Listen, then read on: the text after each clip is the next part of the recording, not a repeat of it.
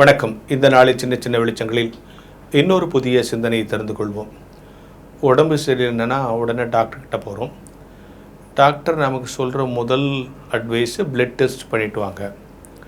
ஏன்னா blood test பண்ணி உடனே ஒரு 4 விஷயத்தை முதல்ல கன்ஃபார்ம் பண்ணிப்பாங்க. பிபி இருக்கா, சுகர் இருக்கா, உப்பு சால்ட் அதிகமாக இருக்கா, கொலஸ்ட்ரால் இருக்கா.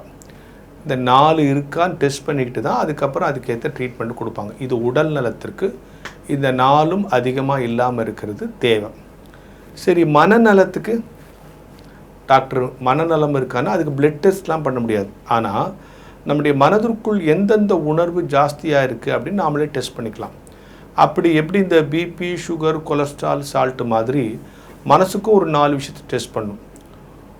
கோபம் வருதா, பொறாமை வருதா, பேராசை வருதா, இதன் அடிப்படையில் எல்லார்கிட்டையும் எரிஞ்சு கடுஞ்சொற்கள் சொல்கிறோமா, இதெல்லாம் சொன்னால் நம்ம மனநலத்துலேயும் ப்ராப்ளம் இருக்குதுன்னு அர்த்தம். இதுக்கு பிளட் டெஸ்ட்லாம் பண்ண முடியாது, நாம் தான் டெஸ்ட் பண்ணிக்கணும். தேவையில்லாமல் பொறாமைப்படுறோமா, பேராசைப்படுறோமா, கோபம் படுறோமா, எப்போவாவது கோபம் வருதா, எதுக்கு எடுத்தாலும் கோபம் வருதா, அப்படி கோபம் வரும்போதெல்லாம் கடுஞ்சொற்களை பயன்படுத்துகிறோமா, இந்த 4 சரி பண்ணிக்கிட்டால் நாம் மனநலத்தோடு இருக்கிறோம் அப்படின்னு பொருள்.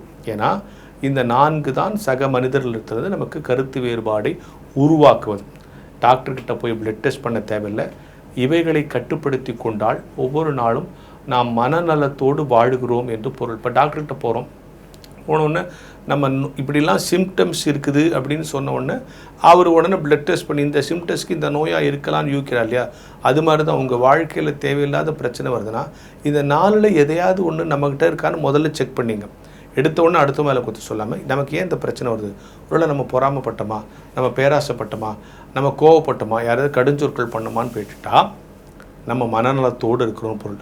என்னப்பா இவ்வளோ அழகாக ப்ரிஸ்கிரிப்ஷன் சொல்கிறேன்னா இதை நான் சொல்லலை, வள்ளுவர் திருக்குறளில் சொல்லியிருக்கிறார். மனநலத்தோடு இருக்க வேண்டியவன் இவற்றையெல்லாம் கட்டுப்படுத்தியிருக்க வேண்டும், இவற்றையெல்லாம் கவனத்தில் கொள்ள வேண்டும் என்று சொல்லுகிறார். எனவே இன்றைக்கு உளவியலில் பேசுகிற எல்லா பிரச்சனைகளையும் அன்றைக்கே வள்ளுவர் சொல்லியிருக்கிறார். அவைகளினுடைய சாரத்தை தான் நானும் சின்ன சின்ன வெளிச்சத்தில் சொல்லுகிறேன் என்கிற ஞான வெளிச்சத்தோடு இந்த நாளை தொடங்குவோம்.